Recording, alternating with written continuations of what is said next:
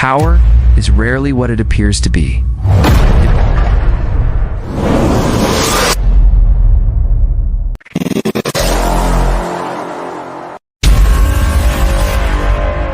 It is not just authority, not just a title, and certainly not just the image projected on a stage.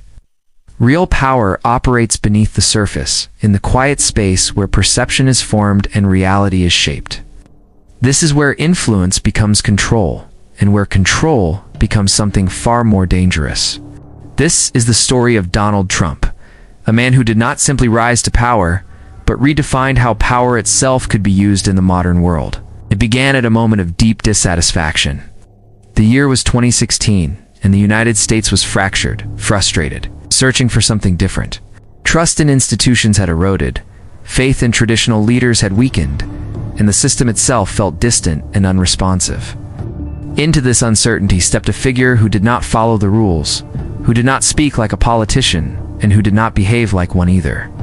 At first glance, it looked like chaos, like unpredictability, like a campaign built on instinct rather than strategy. But what seemed unstructured was anything but. Beneath the noise, there was a pattern forming, one that would soon reshape the political landscape. Trump did not compete within the system. He confronted it. He understood that in a world dominated by constant media cycles, attention was the most valuable currency. Every controversy, every statement, every moment of outrage was not a distraction, but a mechanism. While others tried to control the message, he controlled the conversation itself. It did not matter whether the attention was positive or negative, because attention, in its purest form, creates presence, and presence creates influence. Slowly, almost imperceptibly, the focus of millions narrowed until it revolved around a single figure, a single voice that could not be ignored. But attention alone is not enough to create control. Control requires emotional investment, and this is where the strategy deepened. Logic persuades, but emotion binds. Fear, anger, pride, and identity became the channels through which connection was built. Messages were not designed to be carefully analyzed. They were designed to be felt. And when people feel strongly enough, they stop questioning and start aligning. The shift is subtle, almost invisible, but once it happens, it changes everything. People no longer evaluate information objectively, experience it personally. Then came division, one of the oldest and most effective tools of influence. A unified population is unpredictable and difficult to guide, but a divided one becomes easier to navigate. The idea of us versus them was not introduced all at once. It was reinforced gradually, through language, through framing, through repetition. Over time, this division became more than a concept. It became an identity. Individuals began to see themselves not just as citizens, but as members of opposing sides, each convinced of their own truth. And once identity is involved, opposition is no longer disagreement. It becomes a threat. As the divide deepened, the battleground shifted to something even more fundamental: information itself. The question was no longer simply what people believed, but how they determined what was real. The introduction of terms like fake news did more than challenge specific narratives.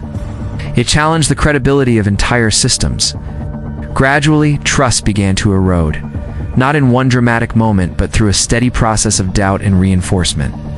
Media, experts, institutions, all became suspect in the eyes of many.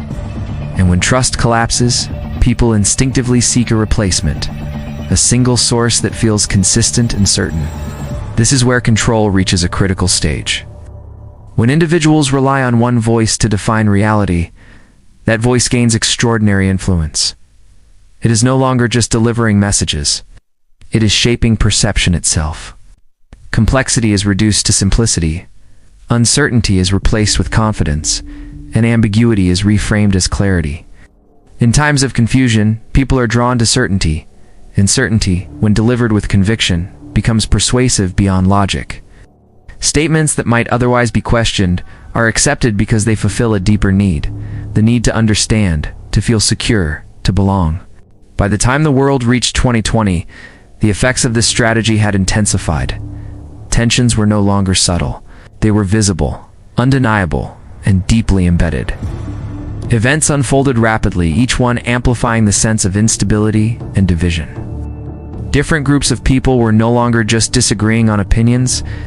They were operating within entirely different versions of reality. Facts were interpreted through belief, and belief had become the dominant force.